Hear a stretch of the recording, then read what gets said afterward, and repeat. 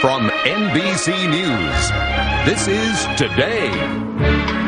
This morning on Two Moms and a Movie reviews of current releases from a mother's perspective. Here to tell us which movies might be worth getting a babysitter for are Alison Bales, film critic for More Magazine, and comedian Carrie Riley. Good morning to both of you. Hi. How great to get your take, right? So let's start with number one, Larry Crowne. This is that movie we've been hearing so much about with Tom Hanks and Julia Roberts. Okay, what's that look on your face there? What happened here? What's that look on your face? Well, what could go wrong? Julia Roberts, Tom Hanks. I know, take it away. Two big stars, but the story was just kind of lacking. And I mean, I love Tom Hanks. I think he's adorable. I love Julia Roberts. She's a movie star and she's fantastic.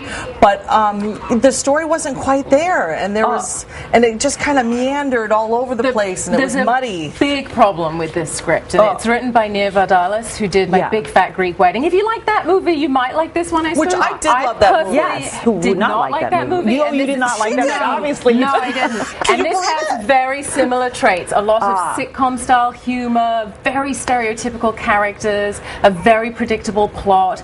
You know, Tom Hanks goes back to community college, falls in love with his teacher, right, Julia Roberts. Yeah. His classmates are all this ethnically diverse, funny, comical, kooky gang. It was sort of like Welcome Back, Kotter, but for 2011. But there was a money shot. Tom Hanks is in his tighty whities. Reason not to go. No. Reason not to go. He looked good. He looked wait, it's a 3D movie though, isn't it? Please. That would have just made it worse. But the makeout scene, they do have a makeout scene, and it's kind of. I mean, I'd rather see Donny Osmond and Marie kiss. I mean, it was like that. There was no chemistry. It would look like they were. You're bursting my bubble because I love both these people so much. She was very funny though. I liked her, and I wish she'd been allowed to kind of go further with her dark character because she's kind of an angry character. I'm a big Tom Hanks all fan too. Turned out to be very generic. So would you recommend this movie to anybody? I would recommend it to women who want to see Tom Hanks in their underwear. I would recommend it. I didn't think it was offensive. I mean, I thought it was, come on, it wasn't offensive. It was a lovely time out. Okay. I say wait for movies on demand. Any middle-aged men who are out of work and trying to get back into the swing of things, they'll enjoy the makeover part of it. Okay, you guys are rough. Okay, I'm almost scared to bring up the next movie. We've got Transformers: Dark of the Moon. Yes. Okay, who wants to weigh in on this one? Well, you know, I thought we saw the two movies in the same night, double bill, and I thought, well, clearly I'm going to like Larry Crowne more than Transformers. Not so. I actually like the first 2 hours of Transformers: Dark of the Moon was really quite great. Yeah. Michael Bay, the director, he knows how to shoot 3D special effects. These special effects made Green Lantern look like the kids from Super 8, you know, had made that in their garage.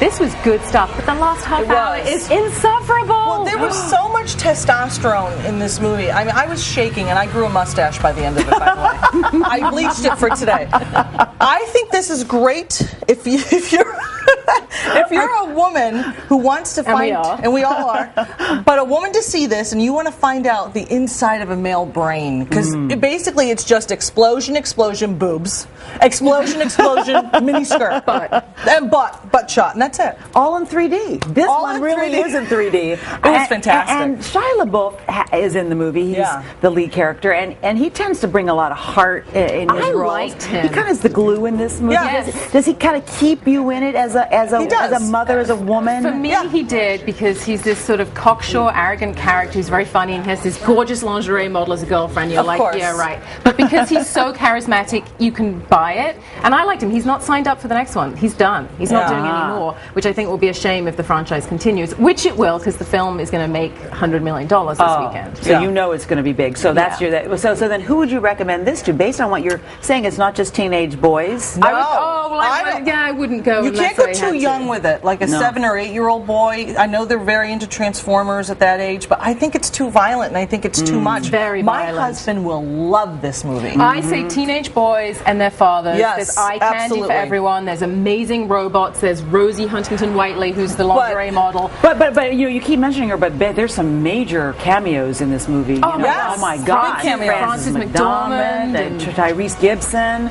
But you can't Josh operate. Duhamel.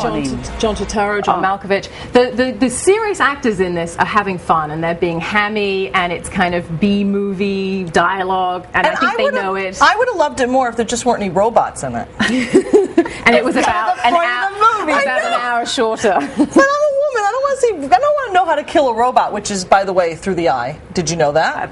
I now know that. You know that now. I thank you for being my teacher. Somehow that escaped me. Having watched 2.5 hours of this film, I still don't think I don't know how. Alison and Carrie, thank you so much. I really appreciate it. We want to hear from you guys again on more movies. And meantime, just ahead, how women really...